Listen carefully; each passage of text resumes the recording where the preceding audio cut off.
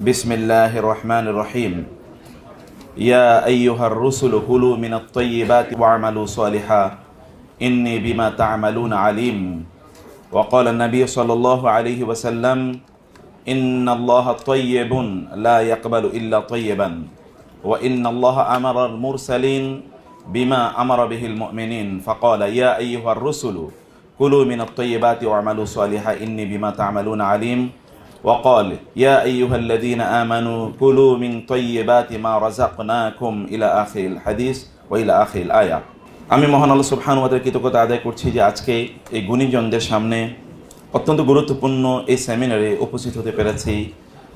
বলছি আলহামদুলিল্লাহ এবং রাসূলুল্লাহ সাল্লাল্লাহু আলাইহি ওয়াসাল্লামের উপর দরুদ এবং সালাম বর্ষিত হোক। আল্লাহুম্মা সাল্লি ওয়া সাল্লিম আলা নাবিয়িকা মুহাম্মদ আল্লাহুম্মা সাল্লি আলাইহি আল্লাহুম্মা বারিক আলাইহি। পাশাপাশি কৃতজ্ঞতা জানাচ্ছি ইসলামী ব্যাংকিং এর পথিকৃৎ ইসলামী ব্যাংক বাংলাদেশ লিমিটেড এর সম্মানিত দায়িত্বশীল বৃন্দকে যারা আজকের এই আয়োজনটি করেছেন এবং যারা উপস্থিত আছেন তাদের প্রতিও কৃতজ্ঞতা। আমি তিনটি বিষয় আজকের আলোচনাটিকে একটু আপনার সামনে উপস্থাপন করতে চাই। তিনটি বিষয় আমি একটু দৃষ্টি আকর্ষণ করতে চাই। একটা হচ্ছে যে আয় এবং ইনকামের ক্ষেত্রে বা আয় এবং উপার্জনের ক্ষেত্রে হালাল এবং হারাম এর গুরুত্ব কতটুকু, এটি একটি বিষয়।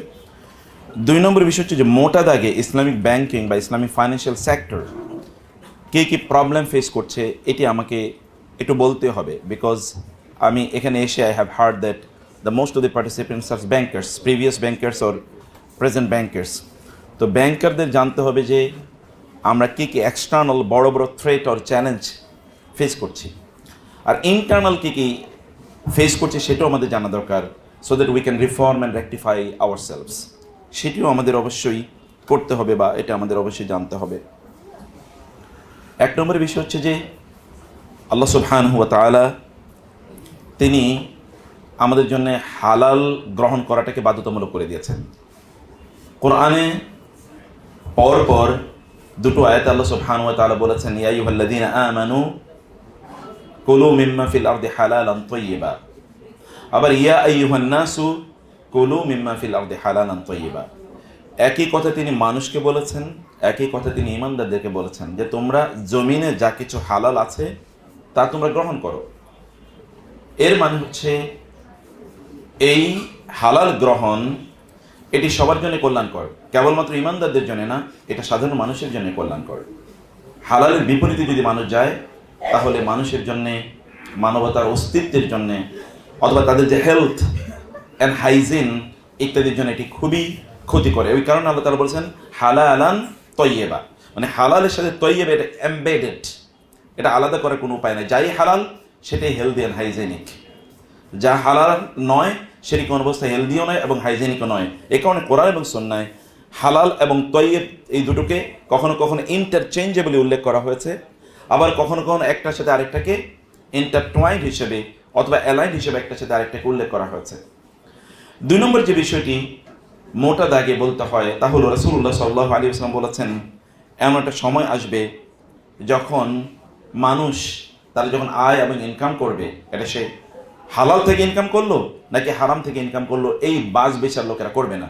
আমিনাল হালালি আও মিনাল হারাম, হালাল থেকে ইনকাম করলো নাকি হারাম থেকে ইনকাম করলো, এই বাজ বিচার তার মধ্যে থাকবে না, এই উপলব্ধি পর্যন্ত তার মধ্যে থাকবে না। বরং আজকে আমরা যে যুগে আছি মনে হচ্ছে the culmination of the sayings of the prophet সাল্লাল্লাহু আলাইহি ওয়াসাল্লাম হ্যাজ হ্যাপেন্ড। আমরা এখন যে সময় আছি রাসূলের বক্তব্যটার মনে চূড়ান্ত একটি পরিবেশনা এখন চলছে।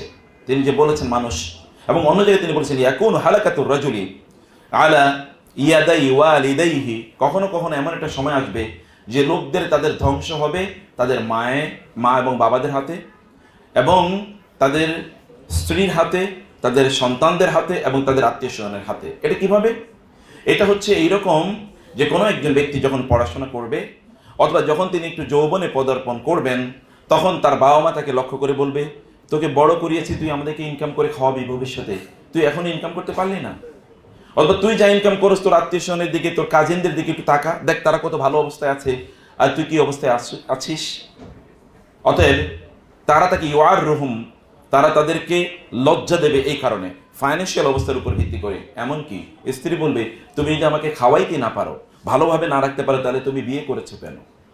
আমার বান্ধবীদের দিকে তাকাও, তাদের কত বড় ফ্ল্যাট আছে, তারা কত সুন্দর করে গাড়ি বাড়িতে চলে, অথবা তারা বিভিন্ন দেশে ট্যুরে যায়, আর তোমাকে বিয়ে করে আমার জীবন শেষ হয়ে গেছে।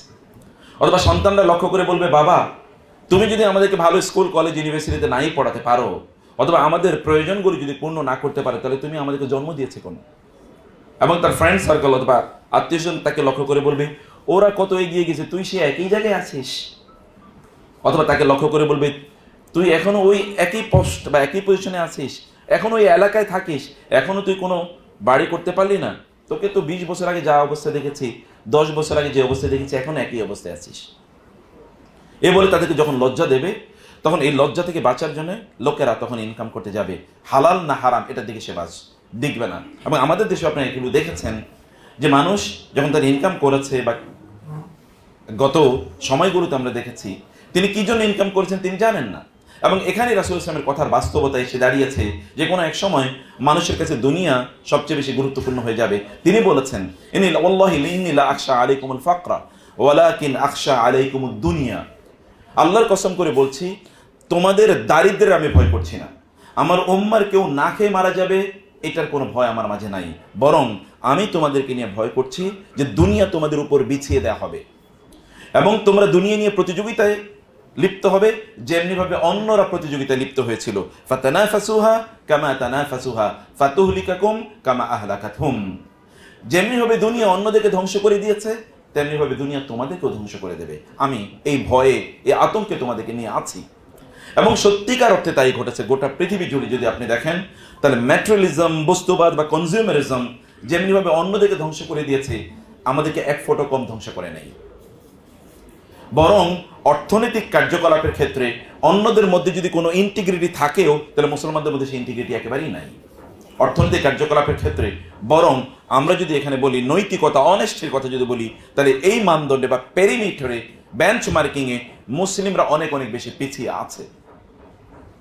এবং চতুর্থত বিষয় হচ্ছে যে আমাদের এই আয় এবং ইনকামের সাথে কেবলমাত্র এই দুনিয়ার সম্পর্ক নয়, আমাদের আখিরাতের সম্পর্ক আছে। সফলতা অথবা প্রতিষ্ঠা এর একটি ভুল মানদণ্ড আমাদের সামনে উপস্থাপন করা হয়েছে।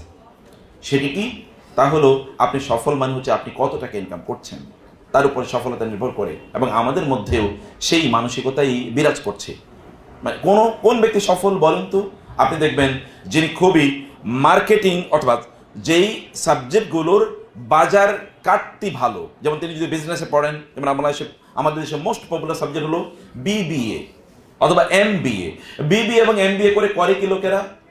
অধিকাংশ কি ব্যবসা করে, নাকি ব্যবসায়িক প্রতিষ্ঠানের সাথে তাদের কোনো সম্পর্ক আছে? কিছুই নাই। দেখবেন এটা তিনি করেছেন বিবিএ, কিন্তু তিনি স্কুলে পড়াচ্ছেন, অথবা করেছেন এমবিএ, তিনি হয়তো স্কুলে বা মাদ্রাসায় তিনি পড়াচ্ছেন। তাহলে ওই পড়া কেন? ওই পড়াটাকে পপুলার কারা বানালো, বা ওইটার আবশ্যকতা কতটুকু ছিল, সেটা আমরা কোনোদিনই ভাবি না। ওইখানে ওইটার বাজার কাটতে ভালো কেউ আমাদেরকে বলেছে, ওইটার employability is greater than the employability of other subjects. যেমন ইসলামিক স্টাডি যদি আপনি পড়েন, অ্যারাবিক ল্যাঙ্গুয়েজ পড়েন, ইসলামিক হিস্ট্রি পড়েন, অথবা এই জাতীয় সাবজেক্ট যদি আপনি পড়েন, তাহলে বাজার কাটতি খুবই কম। ওইটা যদি আপনি পড়েন তাহলে বাজার কাটতি ভালো। এই কারণে ওই সকল সাবজেক্টগুলোতে আমরা যাই। আমাদের বাচ্চাদেরকেও যখন আমরা পড়াই, তখন আমাদের মাথায় থাকবে দুনিয়া, মাথায় থাকেও দুনিয়া, যে ভবিষ্যতে করবে কি, খাবে কি, এটা চিন্তা এবং চেতনা আমাদের মাথায় আছে। কিন্তু এর বাইরে মহান আল্লাহ সুবহানাহু ওয়া তাআলা যে আমাদের রিজিকের জিম্মাদারি নিয়েছেন, এই বিশ্বাস আমাদের মধ্যে নাই। হতে পারে আমরা মুখে এটাকে কপচাই বা আওড়াই, এতটুকুই। ওমা মিন দাব্বাতিন ফিল আরদি ইল্লা আলাল্লাহি রিজকুহা, আমরা এই কথা বলি, মুখে উচ্চারণ করি, কিন্তু আমাদের দৌড়ঝাঁপ দেখে মনে হয় না যে আমরা সত্যি করতে এটাকে বিশ্বাস করি। আমাদের যদি অফিস আওয়ারের কথা চিন্তা করি, 9টা থেকে 5টা, একবার চিন্তা করে দেখেন তো। অথবা যদি আমরা অফিস আওয়ারের কথা চিন্তা করি, 9টার 5টার এর বাইরে বা কমপক্ষে 8 ঘন্টা যদি ইন্টারন্যাশনাল স্ট্যান্ডার্ড, এটা ইসলামিক স্ট্যান্ডার্ড না, এটা ইন্টারন্যাশনাল বা অন্যদের চাপিয়ে দেয় স্ট্যান্ডার্ড আমি বলছি, সেটাও যদি আপনি ধরে নেন, আপনার বাসা থেকে নামেন সকাল 7টায়, যখন ফেরেন তখন বাজে রাত 7টা, এর মধ্যে 12 ঘন্টা সময় গেছে। 12 ঘন্টা কেবল দুনিয়ার জন্য। এর মধ্যে আখেরাতে শুধুমাত্র মাধ্যখানে নামাজ পড়ি, তাও আমার কাজটা ডেস্কটপে রেখে যাই, নামাজের মধ্যে ওই কাজের কথা মনে পড়ে, ওটা কখন শেষ করব। অথবা আমি অন্যান্য কাজ করি, তার মধ্যে আমি নামাজ হয়তো মাঝে মাঝে পড়ি, এরপরে বাকি তো 8 ঘন্টা ঘুমাই। 12 ঘন্টা আর 8 ঘন্টা তো 20 ঘন্টা, আর 4 ঘন্টার মধ্যে টয়লেট আছে, আমাদের খাবার দাবার আছে, এছাড়া ফেসবুক আর ইউটিউব তো আছেই, টেলিভিশন তো আছেই। তাহলে আপনি আপনার সফলতার জন্য যেই সফলতার কথা আল্লাহ এবং আল্লাহ রাসূল আমাদেরকে বলেছেন, তার জন্য কতটুকু সময় আমরা দিচ্ছি? এই কারণে তথাকথিত যে সুখের পেছনে আমরা ঘুরছি, এই সুখ আসলে আমাদের কাছে একটা অলৌকিক জিনিস। এটা কেবল আমরা দৌড়াচ্ছি এই সুখের পেছনে, কিন্তু এই সুখ কোনোদিন আমরা কেউ উপলব্ধি করি না এবং কেউ বলতেও পারে না আসলে সুখটা কি। কারণ সুখ উপলব্ধি করার জন্য যেই কাজগুলো আমাদের করা দরকার, এই কাজগুলোর সাথে আমাদের কোনো ওরিয়েন্টেশন হয় না, ইন্ট্রোডাকশন হয় না, এগুলো কোনো প্র্যাকটিস আমাদের মাঝে নাই। রাসূলুল্লাহ সাল্লাল্লাহু আলাইহি ওয়াসাল্লামের জীবন চরিত্র একবার দেখেন তো, তিনি কত ঘন্টা কাজ করেছেন দুনিয়ার জন্য, আর আখিরাতের জন্য তিনি কতটুকু কাজ করেছেন। অথবা সালাফদের কথা একবার চিন্তা করে দেখেন, দুনিয়া তাদের কাজ কতটুকু ছিল, আখিরাতের কাজ তাদের কতটুকু ছিল, তারা কতটুকু সুখ এই দুনিয়ায় অর্জন করেছেন, আর আমরা কতটুকু সুখ অর্জন করছি।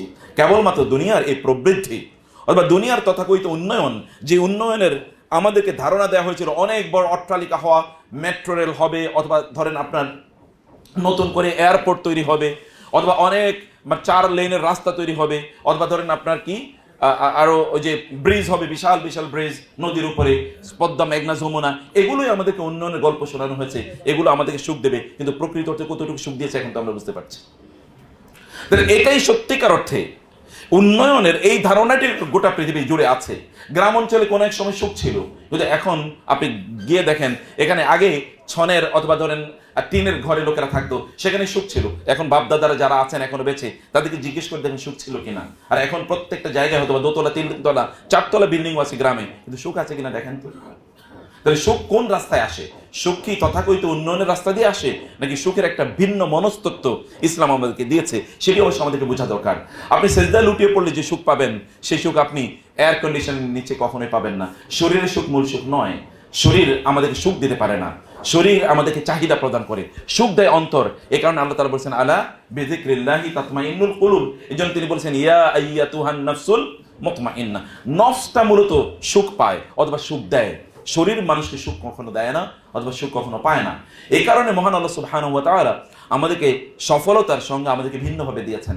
আমাদের কাছে সফলতার যে পশ্চিমা ধ্যান ধারণা আছে, এর থেকে ভিন্ন একটা ইসলামী সফলতার ধ্যান ধারণা আমাদের কাছে আছে। রাসূলুল্লাহ সাল্লাল্লাহু আলাইহি ওয়াসাল্লাম মক্কার অথবা মদিনার যে লোকদেরকে নিয়ে সভ্যতা তৈরি করেছিলেন, যে সভ্যতার আলোকে এখনো আমরা আলোকিত। সেই যে সভ্যতার 1500 বছর আগে আলো জ্বালিয়েছেন, সেই আলো এখনো আমাদেরকে আলোকিত করে যাচ্ছে। সেখানে লোকেরা কারা ছিল? তারা কি পৃথিবীর সবচেয়ে বড় ব্যবসায়ী ছিল? তারা কি পৃথিবীর সবচেয়ে ধনী লোক ছিল?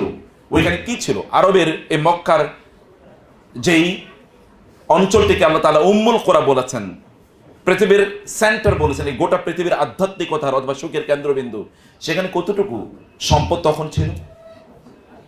ইব্রাহিম আলাইহিস সালাম যখন তার সন্তানকে এখানে রেখে যান এবং তার স্ত্রীকে, তিনি বলেছেন, রব্বানা ইন্নী আসকানতু মিন যুররিয়াতি বিওয়াদিন গায়রি জি জারইন ইনদা বাইতিকাল মুহাররাম। হে আল্লাহ, আমি আমার সন্তান এবং আমার পরিবারকে, আমার পরবর্তী বংশধরকে এমন একটা জায়গায় রেখে গিয়েছি, গায়রি জি জারইন, it is a land which is not of producing fruits, মানে এটার ইনহেরেন্টলি এটা কোনো ধরনের ফল বা ফসল উৎপাদনের যোগ্যতাই রাখে না।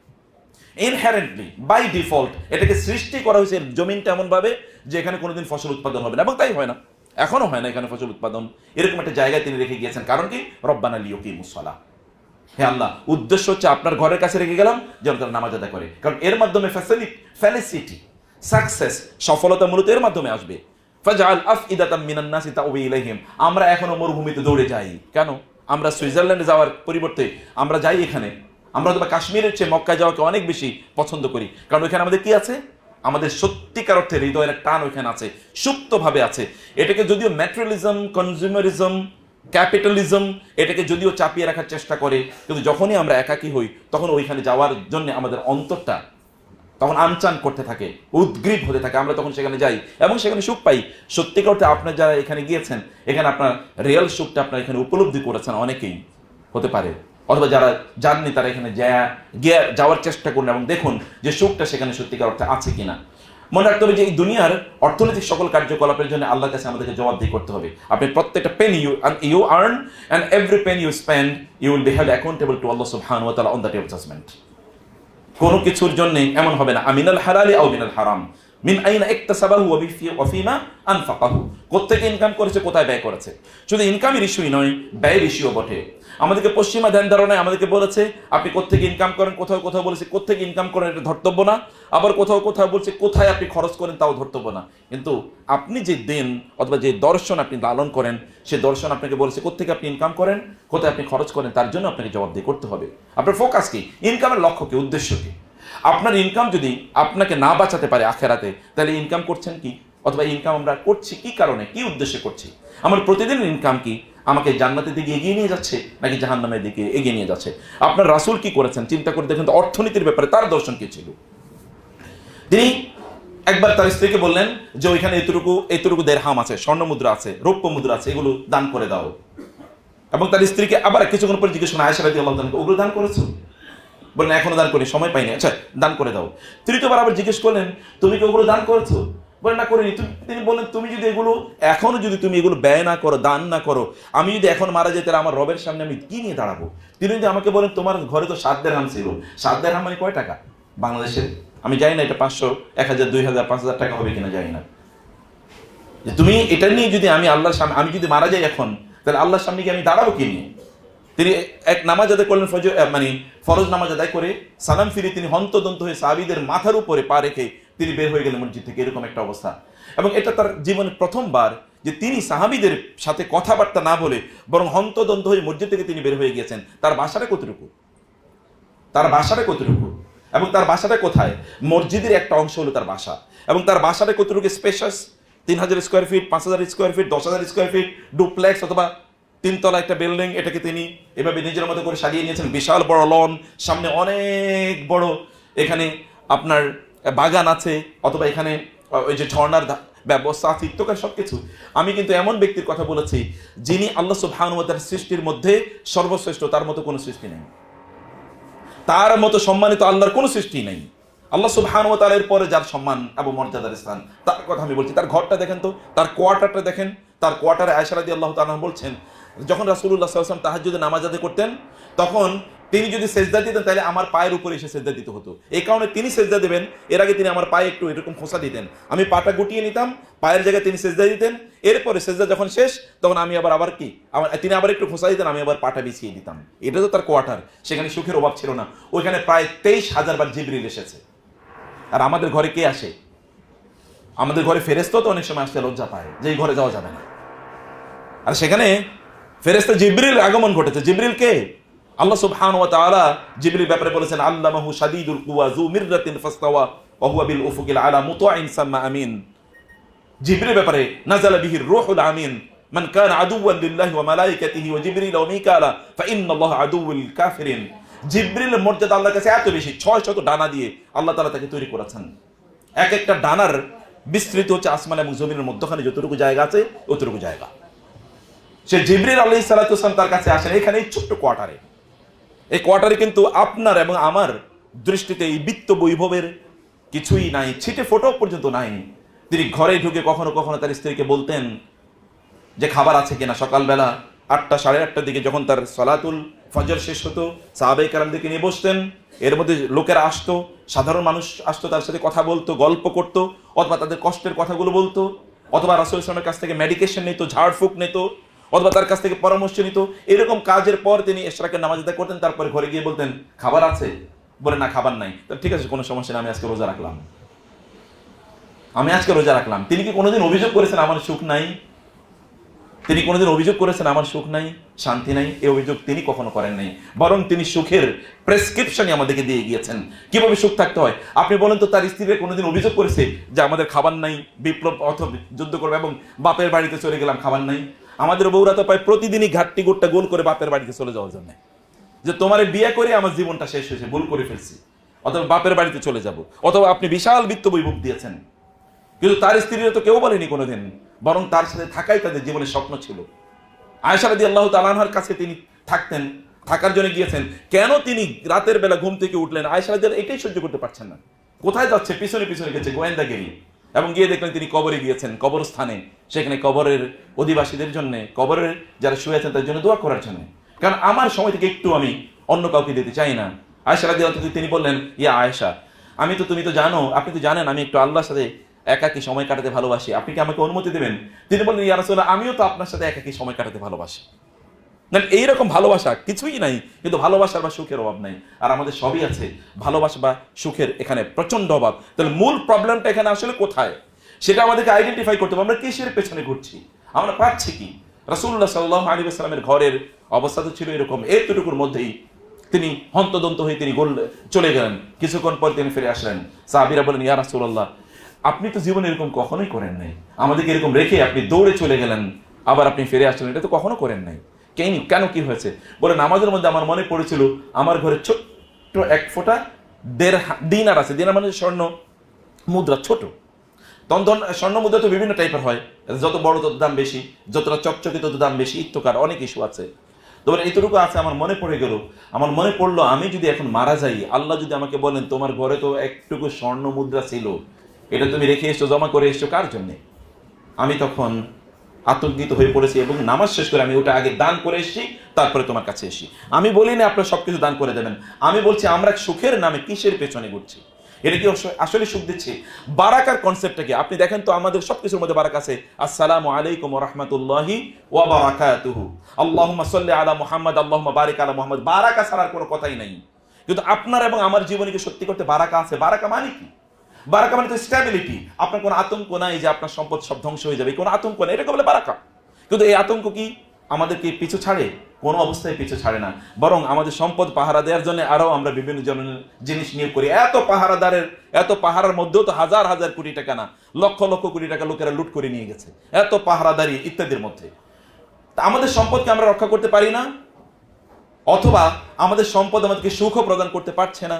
আমরা সফলতার পেছনে কতটুকু, কোন জায়গায় গেলে আমরা সফল হব সেটাও আমরা বুঝি না। আচ্ছা, কেউ আমাকে বলতে পারেন যে কোথায় গেলে আপনি থামবেন? আপনার ফুল স্টপ কবে? আপনি সফলতা বলতে কতটুকু টাকা উপার্জন করলে আপনি সফল হবেন বলেন? কতটুকু? এটার কি কোনো সংজ্ঞা আছে? এটার যদি কোনো সংজ্ঞা না থাকে তাহলে এটা স্রেফ পাগলামি। তাহলে এই পাগলামি কে আমাদের মধ্যে ঢুকিয়ে দিল? এটা ঢুকিয়ে দিয়েছে আসলে শয়তান। আশ-শাইতানু ইয়াইদুকুমুল ফাকরা ওয়া ইয়া'মুরুকুম বিল ফাহশা। আল্লাহ তাআলা বলছেন, শয়তান তোমাদেরকে দারিদ্র্যের ভয় দেখায়। শয়তান তোমাদের মধ্যে এক ধরনের অভাবের মানসিকতা তোমার মধ্যে তৈরি করে দেয়। আপনার আছে, তারপর কেন যেন আপনার মনে হয় আমার নাই, আমার আরো দরকার। এই অবস্থা কে তৈরি করে দেয়? শয়তান। এই ওয়ান্ট, এটা তৈরি করে দেয় শয়তান। আল্লাহ সুবহানাহু ওয়া তাআলা আমাদের নিড, আমাদের প্রয়োজন পূরণের ওয়াদা দিয়েছেন, তোমাদের প্রয়োজন আমি পূর্ণ করে দেব। আল্লাহ সুবহানাহু ওয়া তাআলা আবার ভালো করে শুনুন, আল্লাহ আমাদের নিড, প্রয়োজন পূরণের ওয়াদা দিয়েছেন, কিন্তু তিনি আমাদের গ্রিড, এটা প্রয়োজন এটা পূরণের ওয়াদা দেন নাই। গ্রিড মানে হচ্ছে আমাদের লোভ পূরণের ওয়াদা দেন নাই। লোভ শয়তানের তৈরি, আর নিড পূরণের দায়িত্ব কে নিয়েছেন? মহান আল্লাহ সুবহানাহু। তিনি আপনার নিড পূর্ণ করবেনই, এমনকি আপনি ঘরে বসে থাকলেও নিড পূর্ণ করবেন। কিন্তু ঘরে বসে থাকা জায়েজ নেই, কারণ একজন মুসলিম কখনোই অলস হতে পারে না। মুসলিমকে কর্মঠ হতে হয়, কর্মজীবী তাকে হতে হয়। বারাকা যদি আপনাকে পেতে হয়, বারাকা শব্দের যে অর্থ আছে তারপর যে স্ট্যাবিলিটি অ্যান্ড গ্রোথ, মানে আপনার জিনিসটা বাড়তে থাকবে, আগে যা ছিল তার চেয়ে বাড়বে, এবং আপনি একটা স্টেবল থাকবে, এটা নিয়ে আপনার কোনো টেনশন থাকবে না। এরকম যদি আপনি পেতে চান তাহলে অবশ্যই আপনাকে বারাকার জন্য আল্লাহ এবং আল্লাহ রাসূল আমাদেরকে যে প্রিন্সিপাল বা আমাদেরকে যে ফিলসফি, আমাদেরকে দর্শন প্রদান করেছেন, সেই দর্শন এর মধ্যে আমাদেরকে থাকতে হবে। সেই দর্শনের মধ্যে আমাদেরকে আমাদের জীবন যাপন করতে হবে। মনে রাখবেন, শুধু জ্ঞান অর্জন করলেই সম্পদ উপার্জন করা যায় না। সম্পদ এটা আল্লাহ তাআলার পক্ষ থেকে একটা আমানত। যদি সম্পদ লাউকান, এর জন্য আলী রাদিয়াল্লাহু তাআলা আনহু বলেছেন, লাউকানাল ইলমু ইয়াজুররু রিজকান লাকানার রিজকু ইনদা যাবিল লাকানাল মালু ইনদা যাবিল উকুলি। সম্পদ কোনোদিন জ্ঞান অথবা বিজ্ঞানের উপর ভিত্তি করে অর্জন করা যায় না। এটা আল্লাহর পক্ষ থেকে একটা টেস্ট। পৃথিবীর সবচেয়ে বেশি সম্পদশালী লোকেরা কি সবচেয়ে বেশি জ্ঞানী? কি মনে হয় আপনাদেরকে? সবচেয়ে জ্ঞানী, সবচেয়ে বিজ্ঞানী, সবচেয়ে বুদ্ধিজীবী?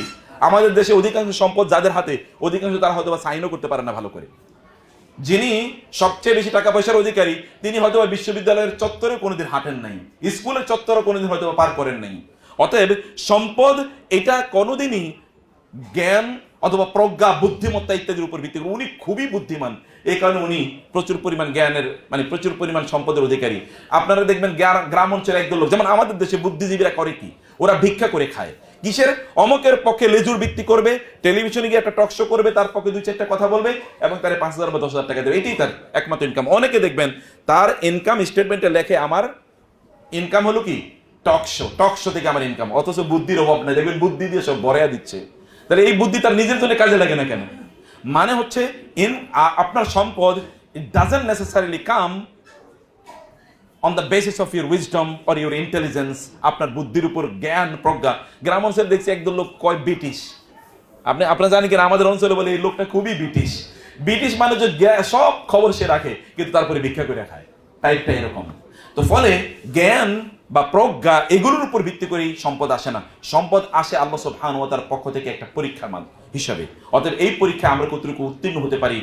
আল্লাহ তাআলা বলেছেন মালিকাল মুলকি তুতিল মুলকা মান তাশা ওয়া তানজিউল মুলকা মিম্মান তাশা। কোরআনের শব্দ চয়নের দিকে একবার দেখেন, আল্লাহ বলেছেন তুতির মধ্যে একটা গিফটিং, একটা শব্দের অনুরণন আছে, একটা কনোটেশন আছে, গিফটিং। আল্লাহ গিফটস প্রপার্টি টু এনিওয়ান হি উইশেস। কিন্তু এরপরে কি বলছেন ওয়া তানজিউ মানে কি, নাজউন মানে হচ্ছে যেমন ধরেন আপনি যখন মানে গরু বা ছাগল যখন জবাই করেন তখন তার চামড়া কিভাবে টাইনা বের করি না, রেখে বলে ওয়া তানজিউল মুলকা মিম্মান তাশা। এবং এইভাবে টেনে নিয়ে যান, দেখেন না যার কাছ থেকে আল্লাহ তাআলা এই সাম্রাজ্য টেনে নিয়েছেন তাকে কিভাবে অপমানিত করেছেন দেখেন নাই? এই মাত্র আগস্টেই তো এই ঘটনা ঘটলো, মানে খুব বেশি দিন আগে তো ঘটে না, এখনো 2 মাস হয় নাই। কিভাবে আল্লাহ তাআলা টেনে নিয়ে গিয়েছেন দেখেন। যাদের দাপটে আপনি কথা বলতে ভয় পাচ্ছেন তারা এখন নিজেরাই কি গর্তের মধ্যে গিয়ে লুকাইছে, এখন খুঁজেও পাওয়া যাচ্ছে না, এরকম একটা অবস্থা। এটা হতে পারে মুহূর্তের মধ্যে আল্লাহ এটা করেন, কারণ যখন তিনি নেন কি ওয়া তানজিউল মুলকা মিম্মান তাশা ওয়া তুইজ্জু মান তাশাউ ওয়া তুযিল্লু মান তাশাউ বিয়াদিকাল খায়র। রাজত্ব সম্পদ এগুলোকে আল্লাহ তাআলা কখনো কখনো গিফট আকারে দেন, যখন তিনি নেন তখন তিনি অপমানিত করে নেন, লাঞ্ছিত করে নেন। কারণ এটার যে দায় আছে, দায়িত্ব আছে, এই দায়িত্ব যিনি পালন করতে পারেন না তাকে আল্লাহ সুবহানাহু ওয়া তাআলা ঠিক এভাবেই অপমানিত করেন। আমাদের সম্পদের জন্য আমাদের এই কারণে লোভটাকে নিয়ন্ত্রণ করা দরকার, একটা ফুল স্টপ রাখা দরকার, কোথায় গিয়ে আমি থামবো এরকম একটা জায়গায় যাওয়া দরকার। মনে রাখবেন আপনি খেয়ে কোনোদিন নিজকে পরিতুষ্ট করতে পারবেন না, আর আমরা খাইও বা কতটুকু আপনি খেতে পারবেন, কতটুকু আপনি ব্যবহার করতে পারবেন বলেন।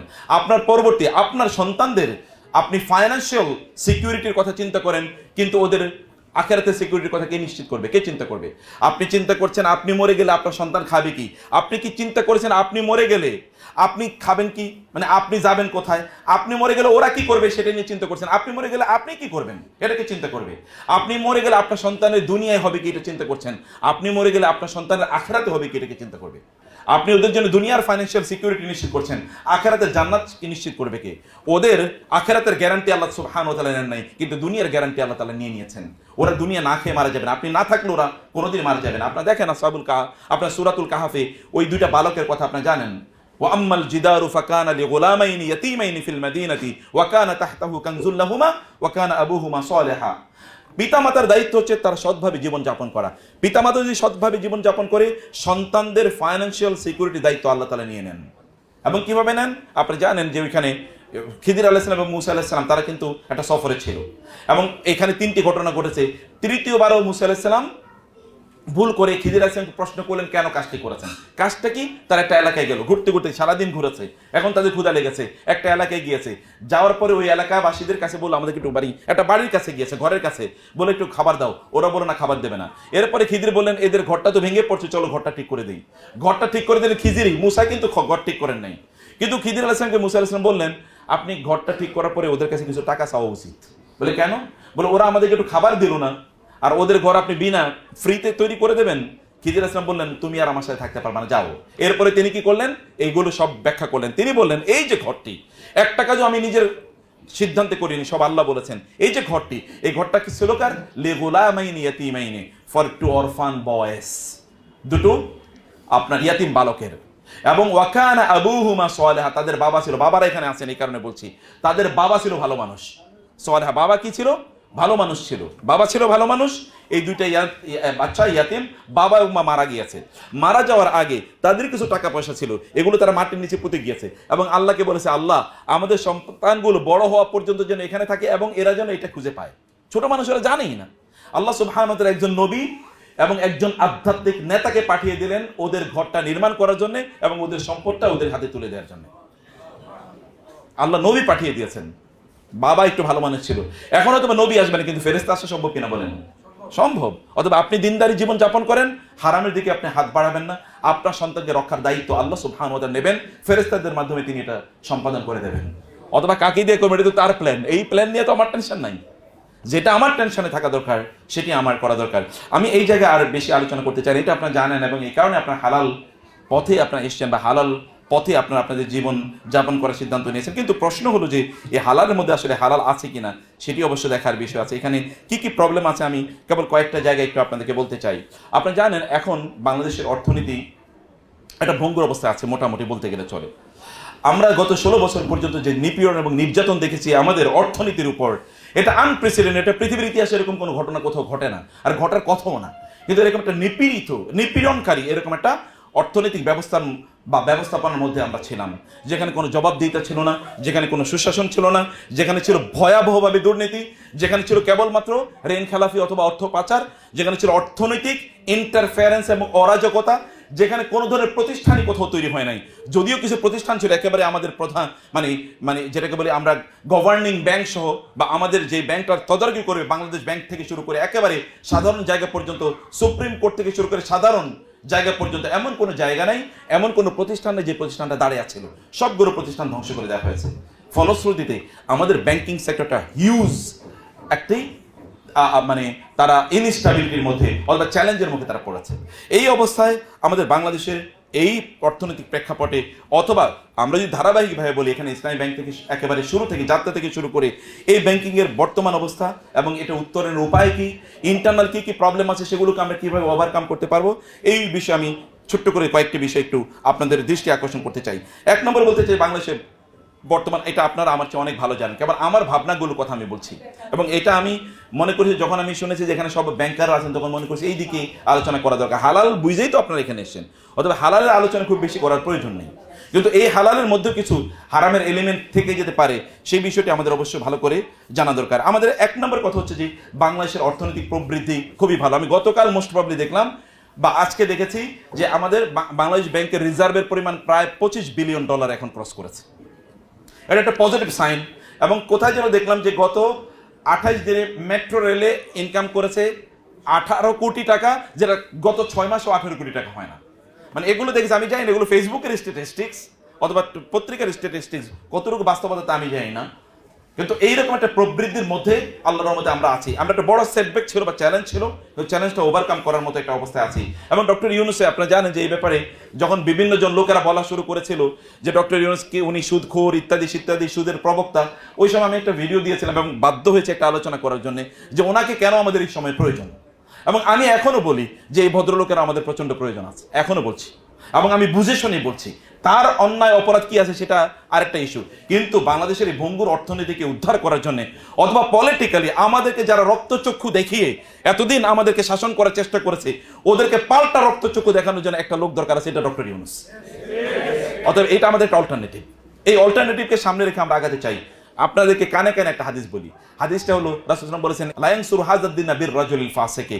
কখনো কখনো আল্লাহ তাআলা এই দিনকে একজন ব্যক্তি যিনি ইসলাম প্র্যাকটিস করেন না তাদের মাধ্যমে সাহায্য করবেন। হতে পারে আল্লাহ তাআলা তাকে দিয়ে আমাদেরকে সাহায্য করবেন, যেমন আজকের এই সেমিনার, অথবা এখন যেমন আমরা উন্মুক্ত কথা বলতে পারছি, সব জায়গায় বলতে পারছি, এটারই তো একটা ফসল। তিনি শক্ত করে হাত ধরেছেন, তিনি অমুকের বলেছেন তুমি যদি আমাদেরকে নিয়ে ইনস্টেবল করার চেষ্টা করে তাহলে তোমার 7 সিস্টার অক্ষত থাকবে না। এটা পৃথিবীতে একটা লোকই বলতে পারে, আর কেউ বলতে পারে না। এবং বলেছো, এবং রক্ত চক্ষু গরম করে বলেছে।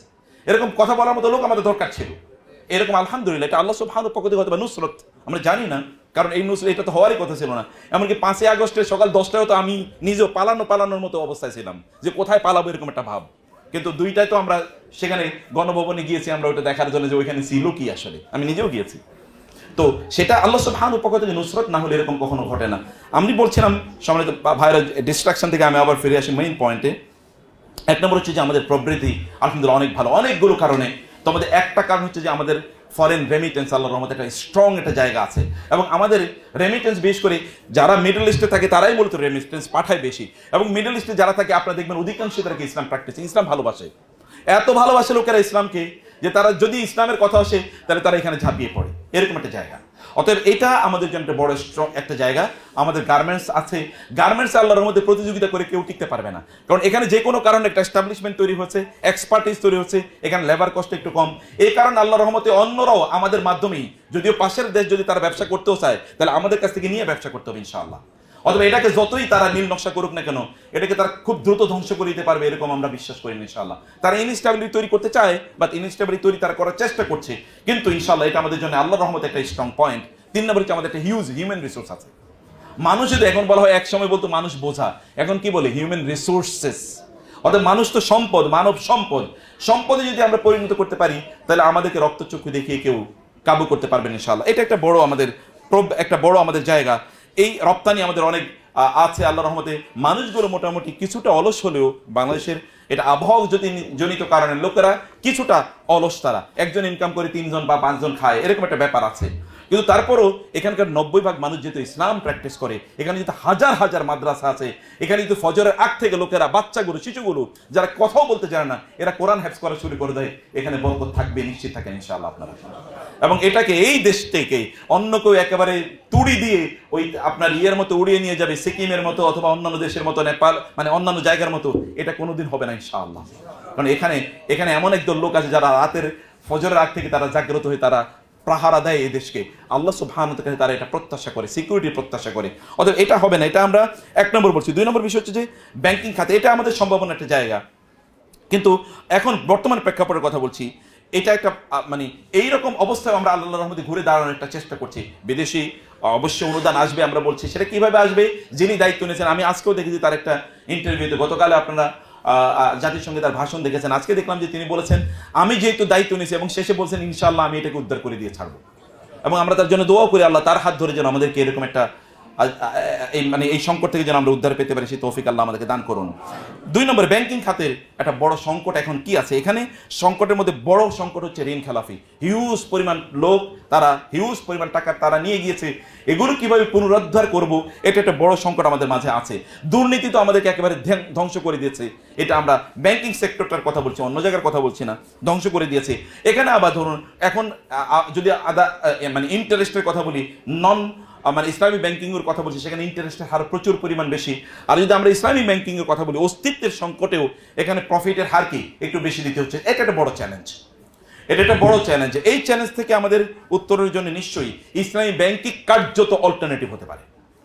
ইসলামী ব্যাংকিং কার্যত, কারণ ইসলামী ব্যাংকিং এর মধ্যে বিল্ট ইন এমন কিছু আপনার মেকানিজম আছে, যেই মেকানিজম এখানে ঋণ খেলাফি থাকতে পারে না, যেই মেকানিজম এখানে দুর্নীতি ঢুকতেই পারে না, যেই মেকানিজম এখানে তথাকথিত ইন্টারেস্ট মানে সুদ, যে সুদের বিরুদ্ধে আল্লাহ সুবহানাহু ওয়া তাআলা যুদ্ধ ঘোষণা করেছেন এবং বলেছেন তিনি যে তোমরা যদি সুদ বন্ধ না করে দাও ফাআযানু বিহারবিন মিনাল্লাহি ওয়া রাসূলিহি, তাহলে তোমরা আল্লাহ এবং আল্লাহ রাসূলের পক্ষ থেকে যুদ্ধের ঘোষণা নিয়ে নাও। আল্লাহ এবং আল্লাহ রাসূল তোমাদের বিরুদ্ধে যুদ্ধ ঘোষণা করলেন। আমাদের পক্ষে আল্লাহ রাসূল যুদ্ধ ঘোষণা করবেন, বিপক্ষে যুদ্ধ ঘোষণা করবেন না, বরং আমাদের পক্ষে তিনি যুদ্ধ ঘোষণা করবেন বিরোধীদের সাথে। ফলে ইসলামী ব্যাংকিং এর এরকম একটা ইন্টারনাল ডাইনামিক্স আছে যে চাইলে ইসলামী ব্যাংক যে কোনো সময় স্ট্রং হয়ে যেতে পারে ইনশাআল্লাহ, কারণ এই মেকানিজম এর মধ্যে আছে। এটি আমাদের ব্যাংকিং খাতে সামগ্রিকভাবে এরকম একটা প্রবলেম হলেও ইসলামী ব্যাংক এখানে একটা বড় ভাইব্রেন্ট অল্টারনেটিভ হিসেবে এখানে আসতে পারে।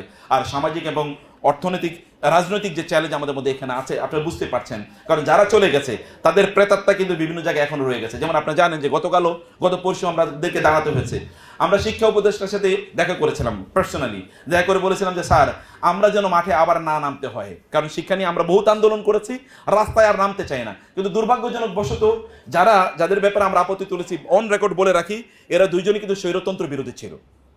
এরা দুইজনই স্বৈরতন্ত্র বিরোধী ছিল, স্বৈরতন্ত্রের বিরুদ্ধে আন্দোলন করেছে।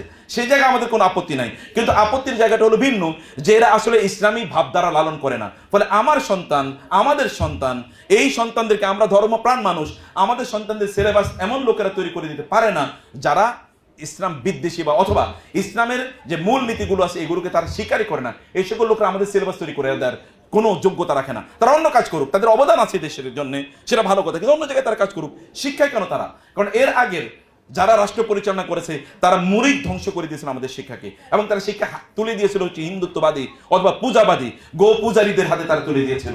তাদের হাতে আবার যাবে, অথবা তাদের প্রেতাত্মাদের বা তাদের আদর্শ লালন করে, তাদের কমপক্ষে তাদের ধর্মীয় আদর্শ লালন করে যারা এরকম ব্যক্তির হাতে ইসলাম শিক্ষা চলে যাবে, এটা কখনোই হতে পারে না। আমাদের সন্তানরা তারা স্কুলে পড়ুক, ইউনিভার্সিটিতে পড়ুক, কলেজে পড়ুক, কিন্তু ইসলামের মৌলিক শিক্ষাগুলো তারা অর্জন করতেই হবে, এটা আমাদের মৌলিক শিক্ষা। আপনি যদি ব্রিটিশদের আগমনের আগের কথা চিন্তা করে দেখেন, এখানে আল বিরুনি, আল কিন্দি, অথবা যদি আপনি ইবনে সিনা, ইবনে খলদুন, ইবনে রুশদের কথা বলেন, এরা তো এই মাদ্রাসা শিক্ষা ব্যবস্থা থেকে এসেছে। তখন কি শিক্ষা ব্যবস্থা দুইটা ছিল নাকি? একটাই তো শিক্ষা ব্যবস্থা ছিল। যে শিক্ষা ব্যবস্থা কোরআন হাদিসও পড়তো, সেখানে ইকোনমিক্স এন্ড ফাইন্যান্সও পড়তো, অথবা সেখানে ম্যাথমেটিক্স এন্ড সায়েন্সও পড়তো, সব সেখানে পড়তো একই শিক্ষা দ্বারায়। এরপরে কোন একটা জায়গায় গিয়ে স্পেশালাইজেশন চলে যেত, উনি স্পেশালাইজ হবে হাদিসে, উনি তাফসিরে, উনি ফিকে, উনি এটাতে, উনি সেটাতে, এটা হতো। আমাদেরও এইরকম একটা শিক্ষা ব্যবস্থা, পোলার একটা শিক্ষা ব্যবস্থা হয়তো বা আসতে হবে, সেটা ভবিষ্যতে হোক। কিন্তু এখন যেহেতু দুইটা স্ট্রিমের শিক্ষা ব্যবস্থা এখানে আছে, এই দুইটা স্ট্রিমের শিক্ষা ব্যবস্থায় যেটাকে মেইন স্ট্রিম বলে প্রতিষ্ঠা করা হয়েছিল, মেইন স্ট্রিম, মুসলমানদের মেইন স্ট্রিম শিক্ষা কিভাবে মানে ইহুদিদের অথবা খ্রিস্টানদের শিক্ষা ব্যবস্থা হয়, এটা আমি বুঝি না কোনোদিন। কিন্তু আমাদেরকে চাপিয়ে দেওয়া হয়েছে ওইটা মেইন স্ট্রিম বলে, এবং আমাদের যেটা শিক্ষা ব্যবস্থা এটাকে মার্জিনালাইজ করে দেওয়া হয়েছে, মোল্লাতন্ত্র, হুজুর ইত্যাদি নামটাম বলে এগুলোকে সাইড করে দেওয়া হয়েছিল। আমরা চাই মেইন স্ট্রিম অথবা আনমেইন স্ট্রিম যাই হোক না কেন, অথবা সাইডলাইন শিক্ষা ব্যবস্থা যাই হোক না কেন, মেইন স্ট্রিম যদি আপনি কোনোটাকে বলতে হয়, তাহলে সেখানে অধিকাংশ মানুষের তাদের যে ধর্মীয় আদর্শ তার রিফ্লেকশন যেন সিলেবাসে থাকে, এটা আমরা চেয়েছি এবং এটা আমরা বলেছি এটাকে থাকতে হবে যে কোনোভাবে হোক। যাই হোক, আমরা বলছিলাম এখানে তাদের অস্থিরতা কিন্তু আছে, রাজনৈতিক অস্থিরতা আছে, এখানে সামাজিক অস্থিরতা আছে। ব্যাপক পরিমাণ লোক এখনো তারা চাকরিতে জয়েন করে নাই। একটা দেশ কতটুকু ধ্বংস হলে একটা বিশ্ববিদ্যালয়ের 1, 2, 3, 4, 5, 6, 7, 8, 9, 10, 12তম লোক পর্যন্ত পালিয়ে চলে গেছে। একটা দেশ কতটুকু ধ্বংস হলে মানে দেশের প্রধানতম মসজিদের খতিব পালিয়ে চলে যায়। মানে একটা দেশ কতটুকু ধ্বংস হলে, কতটুকু দুর্বৃত্তায়ন তৈরি হলে যে এখানকার খতিব পর্যন্ত পালায়, মানে অবস্থা কোথায় গিয়ে দাঁড়িয়েছে। ইউনিভার্সিটির ভিসি নাই, প্রভিসি নাই, ট্রেজারার নাই, তারপরে কি আপনার রেজিস্ট্রার নাই, কিচ্ছু নাই, ডিপার্টমেন্টের হেডগুলো পর্যন্ত নাই। মানে এইটা পৃথিবীতে কোথাও ঘটে না, বিশ্বাস করেন। আমি তো ইউনিভার্সিটিতে পড়াই 25 বছর, কোথাও পৃথিবীতে ঘটে না যে ডিপার্টমেন্টের হেডরা পর্যন্ত ঢুকতে পারে না। ঢাকা বিশ্ববিদ্যালয়ে কয়েকটা ডিপার্টমেন্টে তালা মারা, এগুলো সব ইসলামিক ডিপার্টমেন্ট আর কি। তালা মারা কারণ ওইখানে হেড হিসেবে যাদেরকে নিয়োগ করা হয়েছে এগুলো সব দুর্নীতিবাজ। আর অন্যান্য গুরু তাহলে পরিস্থিতি কি? এইরকম পরিস্থিতিতে আমাদেরকে দেশটাকে গড়ার জন্য এগুলো আমাদের সামনে চ্যালেঞ্জ। এই পরিস্থিতিতে মূলত আমাদেরকে নিজেদেরকে গড়ে নিতে হবে। কিন্তু আল্লাহর রহমতে আমাদের অনেকগুলো শক্তির দিক আছে, যেমন আমরা সুদ বিরোধী ইসলামী ব্যাংকগুলো, সুদ যেহেতু ধ্বংস করে দেয় ইকোনমিকে, এখানে যদি সুদ বিল্ট ইন সুদ ব্যবস্থা এখানে নাই, অতএব এটা অবশ্যই শক্তিশালী ভূমিকা পালন করতে পারে। এটা যে কোনো সময় আবার এটা তার পুনরায় তার স্ট্রেংথটাকে নিয়ে আসতে পারে। এখানে জাকাত এবং দান অনুদান একটা বড় খাত আছে যেটা বিল্ট ইন, এখানে ধরেন অটো মেকানিজম, এখানে জাকাতের বিপুল পরিমাণ সম্পদ এখানে আসার সুযোগ আছে। এখানে হালাল এবং হারামের ডিমার্কেশনটা একেবারে আলাদা, ফলে হারাম যেহেতু ধ্বংস হয়ে যাবে, ইয়ামহাকুল্লাহুর রিবা ওয়া ইউরবি সাদাকা, আল্লাহ তাআলা বলেছেন যা হারাম অথবা সুদ ভিত্তিক যা, এটাকে আল্লাহ ধ্বংস করে দেবেনি, কিন্তু যেটা সাদাকা ভিত্তিক এটাকে আল্লাহ তাআলা প্রবৃদ্ধি ঘটাবেন বলে আল্লাহ নিজে কোরআনে বলেছেন যে এটা প্রবৃদ্ধি তিনি ঘটাবেন, এটাকে তিনি নিজে লালন পালন করবেন। ফলে এখানে এই সম্ভাবনা আছে। এখানে মোদারাবা এবং মোশারাকা আছে, যেখানে মূলত যারা তাদের অর্থ টাকা পয়সা রাখে তারা কিন্তু এখানে নিজেরাই এখানে অংশীদার হয়ে যাচ্ছেন। ফলে এরকম অনেকগুলো মেকানিজম থাকার কারণে আল্লাহর রহমতে এটা ঘুরে দাঁড়াতে পারে। কিন্তু এখানে মৌলিকভাবে কয়েকটা বড় মোটা দিকে আমি বলছি কয়েকটি আপনার সমস্যা আছে। এর মধ্যে হচ্ছে 1 নম্বর সমস্যা হচ্ছে আইনের অবকাঠামো এখানে ঠিকভাবে তৈরি হয়নি। 16 বছর তো হয় নাই, এর আগেও ঠিক এভাবে হয় নাই, অথবা আমরা অত ভালোভাবে বুঝিনি, এরকম হতে পারে। এখনো বাংলাদেশ ব্যাংক থেকে ইসলামী ব্যাংকিং এর জন্য আলাদা করে স্পষ্ট করে ওইটার সাথে অ্যালাইনমেন্ট নাই, এটা একেবারে ইন্ডিপেন্ডেন্ট, এরকম কোনো অবকাঠামো এখন আমরা দেখতে পাই না। এরকম কোন আইনি ভিত্তি এখন তারা তৈরি করে, ওটার সাথে লেজুর ভিত্তি করে রাখছে, এখনো সুদিটার সাথে কোনো না কোনো ভাবে লেজুর ভিত্তি করে রাখছে। অথবা আমরা চাই যে এখন আপনারাই উদ্যোগী ভূমিকা নিতে হবে, আপনাদেরকে বলতে হবে ইন্টারন্যাশনাল এক্সপার্টদেরকে এখানে অন্তর্ভুক্ত করা হোক এবং এই সুযোগে করে নিতে হবে। আর কখনো আবার এখন যদি এই সুযোগ হারিয়ে ফেলেন, আগামী 100 বছরে আবার এই সুযোগ পাবো কিনা আমরা জানি না।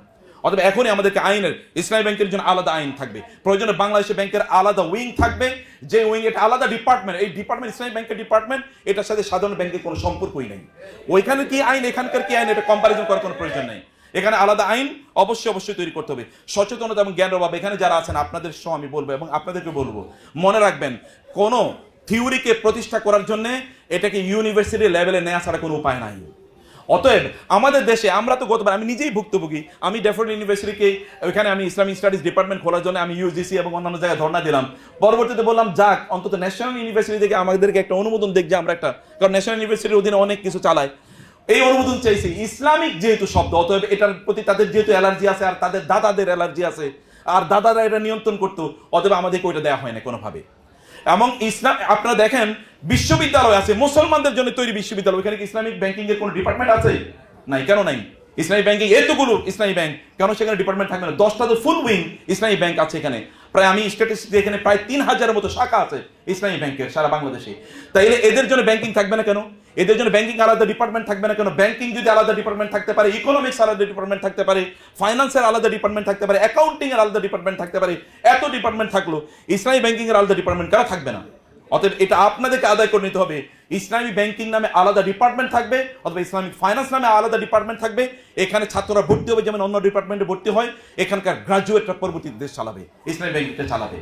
এবং এটা প্রত্যেকটা ইউনিভার্সিটিতে ইসলামী ব্যাংকিং এর আলাদা ডিপার্টমেন্ট করতে হবে। এটা আমাদেরকে, ওই আপনি কনভেনশনাল ব্যাংকিং পড়ালেন, ওইখানে একটা ইসলামী ব্যাংকিং পড়ালেন। আমরা দুর্ভাগ্যজনকভাবে জাকাতের ব্যবস্থাপনা নিয়ে আমরা তৎকালীন ফাইন্যান্স মিনিস্টার ওই ভদ্রলোক পরে মারা গেছে, এবং তিনি, আমি একটু ইঙ্গিত দিয়ে রাখি, মারা গেছে, কেউ তারা দেখতেও যায় না, এরকম একটা পদ, খুব ডার্ক সাইটে ফাইন্যান্স মিনিস্টার, বহুদিন পর্যন্ত ফাইন্যান্স মিনিস্টার তিনি ছিলেন। আমরা তাকে বললাম যে জাকাতটাকে একটু ন্যাশনালি আপনারা একটা ইয়ার মধ্যে, পলিসির মধ্যে নিয়ে আসেন। উনি বলেন জাকাত কি? আমরা বলেন কি জাকাত? মুসলমান জাকাত কি? মানে জাকাত হলো এরকম এরকম যে এটা থেকে আপনারা এরকম এরকম রেভিনিউ আনতে পারেন। কই ইউনিভার্সিটিতে কোনোদিন আমাদের স্যাররা জাকাতের কথা বলেন না, বাদ দেন তো এটা। এবং জাকাতের কোনো আলোচনাই হয় না দেখেন বাংলাদেশে, অথচ এখানে 90% মানুষ মুসলমান। আমরা বলেছি 1 লক্ষ কোটি টাকা জাকাত কালেকশন করা সম্ভব, শুধুমাত্র জাকাত কালেকশন করা সম্ভব 1 লক্ষ কোটি টাকা, কিন্তু তা কিন্তু করা হয় নাই। এটা কেন? কারণ আমরা ওই জায়গায় ন্যাশনালি ওই আলোচনা নিয়ে যেতে পারি নাই। ইসলামী ব্যাংকে একবার একটা সেমিনার কনফারেন্স করেছিল, ইন্টারন্যাশনাল কনফারেন্স, এর উপরে করতেও দেয় না, কারণ করার জন্য তো অনেক পরিবেশ আপনার লাগে, এই এনভায়রনমেন্ট তৈরি হয় না। আমরা বলেছি যে এই জাতীয় আপনাদেরকে জ্ঞান, যদি আমরা মানুষকে যদি ইসলামী ব্যাংকিং ব্যাপারে সচেতন করতে চাই, এখনো দেখবেন বহু মাওলানা আছে, মুফতি সাহেব আছে, আমি নিজেই তো বহু জায়গায় ফাইটের শিকার হই। আপনি বলেন ইসলামী ব্যাংক আছে, ইসলামী ব্যাংকিং জায়েজ, কিন্তু ইসলামী ব্যাংক আর ওইটা তো একই রকম, এটা তো ঘুরিয়া খায়। তা আমি বলছি ভাই ঘুরিয়া খাওয়াটাই তো ইসলাম। বলে কেমনে ঘুরিয়া খাওয়া ইসলাম? আমি বললাম জিনা, আপনারা খারাপ ভাবে নিয়েন না, আমি বললাম জেনা আর বিবাহের মধ্যে পার্থক্য, দুইটাই তো একই রকম। বুঝেন নাই কথা? জিনা আর বিয়ের মধ্যে পার্থক্য কি? দুইটাই তো একই রকম, রাতে তো কাম একটাই হয়। তো বলে তাহলে পার্থক্য কি? পার্থক্য হলে একজনে বলে ইজাব এবং কবুল, ওইখানে মানুষের সামনে এটা একটা ফর্মালিটি আছে, ঘুরিয়া খায়, আর ওটা হচ্ছে কি ঘুরিয়া খায় না। তো ঘুরিয়া খাওয়াটাই তো মূল। আরে 2 নম্বর উদাহরণ হলো, আচ্ছা হিন্দুরা তারা মানে যখন একটা ধরনের একটা গরুর কথা বলি, যেটা একটা ছাগলের কথা বলি, আমরা বিসমিল্লাহ বলে জবাই করে খাইলে এটা হালাল হয়, আর বিসমিল্লাহ যদি আপনি না বলেন তাহলে এটা কি হয়ে যায়? হারাম হয়ে যায়। তাহলে পার্থক্য কি? দুইটাই তো আপনি জবাই করলেন, একটা হলো আপনি ওই যে মূর্তির সামনে জবাই করলেন, আর একটা হলো বিসমিল্লাহ বলে জবাই করলেন, তাহলে মূল সমস্যা তো ঘুরিয়াই খাওয়া। অর্থাৎ খাওয়া তো ঘুরিয়াই ইস্যু। ইসলামী ব্যাংকিং যদি খায় তাহলে ঘুরিয়াই খায়, কোনো আপত্তি নাই। এই ঘুরিয়া খাওয়াটাকে বলে প্রসেস, এইটাকে বলে ইসলামাইজেশন। কিন্তু অধিকাংশ মুফতি জিনিসটা বুঝে না, এই কারণে বলে ইসলামী ব্যাংক আর কনভেনশনাল ব্যাংকের মধ্যে কোনো পার্থক্য নাই, এটা ঘুরিয়া খাওয়া দুইটাই হারাম। যে মুফতিরা বলেছে, আমি বলেছিলাম কয়েক জায়গায় যে ওনাদেরকে বলেন একটু ইসলামী ব্যাংকিং সম্পর্কে একটা বই পড়ছে কিনা বলতো। তাহলে সচেতনতার অভাব আছে মানুষের মাঝে, এটা আমাদেরকে তৈরি করতে হবে, বিশ্ববিদ্যালয় লেভেল থেকে তৈরি করতে হবে, এবং অন্যান্য জায়গায় এটা তৈরি করতে হবে। এবং সর্বশেষ যেটি বলছি আমরা, তো এখানে বৈশ্বিক চাপ আছে, আপনি ইসলামাইজেশন করতে পারেন না, করার জন্য বাংলাদেশের আভ্যন্তরীণ এখন যদি পজিটিভ এনভায়রনমেন্ট আশা করছি এটা হয়তো সমস্যা হবে না, কিন্তু এটাকে ওভারকাম করার জন্য আমাদেরকে নিশ্চয়ই কাজ করা দরকার। প্রযুক্তিগত ইসলামী ব্যাংকিংয়ের সার্ভিসগুলো অনেক ভালো করা দরকার, প্রযুক্তিগত উন্নয়নের এখানে প্রচণ্ড জরুরি মানে গুরুত্বপূর্ণ ভূমিকা আছে। সেই কাজগুলো আমাদের করলে যদি আমরা এটা করতে পারি, তাহলে আশা করছি ইনশাআল্লাহ আমরা সমস্যার সমাধান করতে পারবো। লাস্ট 2 মিনিটে আমি কয়েকটা বিষয় আপনাদেরকে একটু বলে যাই। বাংলাদেশে ব্যাংকের আমি একটা প্রতিবেদন শুধুমাত্র আপনাদেরকে এখন উল্লেখ করি। বাংলাদেশে টোটাল যে ডিপোজিট আছে, এই ডিপোজিটের ইসলামী ব্যাংকগুলোতে ডিপোজিট আছে, টোটাল ব্যাংকিং সেক্টরের যা ডিপোজিট আছে, আমি 2024-এর মার্চের স্ট্যাটিস্টিক্স আপনাদেরকে বলছি। এই স্ট্যাটিস্টিক্স অনুসারে ইসলামী ব্যাংকিংয়ে টোটাল ডিপোজিটের 26% ইসলামী ব্যাংকিংগুলোতে আছে। 26% মানে কি? প্রায় 1/4-এর চেয়ে বেশি। কত স্ট্রং ব্যাংকিং এর কথা এবার চিন্তা করে দেখেন। টোটাল ইনভেস্টমেন্টের যা ইনভেস্টমেন্ট হয়েছে বিভিন্ন জায়গায়, ইনভেস্টমেন্টের প্রায় 30% ইনভেস্টমেন্ট আছে ইসলামী ব্যাংকিংগুলোর। এবং রেমিটেন্সের কথা যদি বলি, 38% রেমিটেন্স আছে ইসলামী ব্যাংকিংয়ের মাধ্যমে বাংলাদেশে। এবং যদি আপনি টোটাল অ্যাক্সেস লিকুইডিটির কথা বলি, তাহলে অ্যাক্সেস লিকুইডিটি ইসলামী ব্যাংকে সবচেয়ে কম, প্রায় 4%-এর মতো মাত্র, আর বাকি জায়গায় অ্যাক্সেস লিকুইডিটি এখানে রয়েছে। আপনি যদি টোটাল নাম্বার অফ ব্যাংক ব্রাঞ্চেসের কথা যদি আপনি বলেন, তাহলে ইসলামী ব্যাংকিংগুলো প্রায় 16% ব্রাঞ্চ হচ্ছে ইসলামী ব্যাংকের। এবং আপনি যদি টোটাল এগ্রিকালচারের ক্রেডিটের কথা বলেন, তাহলে এখানে ইসলামী ব্যাংকিংগুলো প্রায় 20% এগ্রিকালচারাল ক্রেডিট বা এগ্রিকালচার ইনভেস্টমেন্ট তারা প্রদান করে থাকে। টোটাল বাংলাদেশে এখন ইসলামী ব্যাংক হচ্ছে আপনার 10টি ফুল সুইং ইসলামী ব্যাংক, এবং এটার ব্রাঞ্চ আছে 1672টি। আমি সরি ভুল বলেছিলাম তখন, 1672টি এখানে ব্রাঞ্চ আছে। সামগ্রিক ব্রাঞ্চ এটা প্রায় আমরা বলছিলাম 15%-এর মতো ব্রাঞ্চ আছে। 15টি কনভেনশনাল ব্যাংক আছে যেখানে তাদের ইসলামিক উইং আছে। এদের 31টি ইসলামিক ব্যাংকিংয়ের ব্রাঞ্চ আছে। 16টি কনভেনশনাল ব্যাংকের 646টি ইসলামিক ব্যাংকের উইন্ডো তারা এটা পরিচালনা করছে। এরকম একটা ভাইব্রেন্ট অবস্থায় ইসলামী ব্যাংকিংগুলো রয়েছে। কিন্তু ইসলামী ব্যাংকে কিছু প্রবলেম আছে। আমি এই প্রবলেমগুলো কেবল 1 মিনিট আপনাকে বলে দেয় মোটা দাগে। একটা হচ্ছে বিনিয়োগ প্রদান, এটা যেহেতু ব্যাংকাররা, এটা ব্যাংকারদের জন্য বলছে, অন্যদের জন্য বলছি না। বিনিয়োগ প্রদানে এখানে কিন্তু কিছু অভিযোগ আপনার যা আছে। আপনি জানেন যে ইসলামী ব্যাংকে কেবল বাইয়ে মুআজ্জাল এবং কি মোরাবাহ ছাড়া কিছুই নেই। মূল ইস্যু তো হলো মোশারাকা অথবা কি মোদারাবা। তো মোশারাকা আমরা কখন যাবো, মোদারাবায় কখন যাব? আমি অনেক সময় অনেক বড় ব্যাংকারদের তাদেরকে বলেছিলাম যে আপনার মোশারাকা মোদারাবা করেন না কেন? বলছে একবার করছিলাম, বাংলাদেশের মানুষের চরিত্র যেই পরিমাণ, তাতে মোশারাকা যার সাথে করেছি বা মোদারাবা তার যাতে করেছি সে টাকা খাইয়া ফেলছে। এরপরে বলে যে আমাদের তো আর কোনো মূলধন নাই। এরকম একটা অবস্থা আছে বটে। কিন্তু আমাদেরকে ব্যাংকিং এর প্রাণ যেহেতু মোশারাকা এবং মোদারাবা, এই জায়গাটা আমাদের যাওয়া দরকার। এবং এখানে আমরা মোরাবাহ বা বাইয়ে মুআজ্জাল যেটা আমরা করছি, মোরাবাহ এবং বাইয়ে মুআজ্জালে কখনো কখনো এটা কেবল কাগজে মোরাবাহ বা বাইয়ে মুআজ্জাল আছে। প্রকৃত অর্থে এখানে আসলে দেখা যায় আসলে ক্রেডিট দেওয়া হচ্ছে, কারণ যিনি অফিসার তিনি যে গিয়ে জিনিসটা কিনে দেবেন অথবা তদারকি করবেন, এটা অনেক সময় করা হতো। আমি আইবিবিএল এর কথা বলছি না, সামগ্রিকভাবে ইসলামের কথা, ইসলামী ব্যাংকিং এর কথা বলছি। এই জায়গায় আমাদের একটা বড় প্রবলেম আছে। এটাকে সমাধান করার জন্য এক্সটার্নাল অডিটের ব্যবস্থা করা দরকার, এবং ইসলামী ব্যাংকিং এর কর্মীদের মধ্যে বিনিয়োগের পদ্ধতি সংক্রান্ত প্রচুর পরিমাণ ট্রেনিং এর ব্যবস্থা করা দরকার। শরিয়া বোর্ড এই ব্যাপারে আরো কার্যকরী ভূমিকা পালন করা দরকার। শরিয়া বোর্ডে আমার একটা বক্তব্য আছে, এটা আমি বলছি।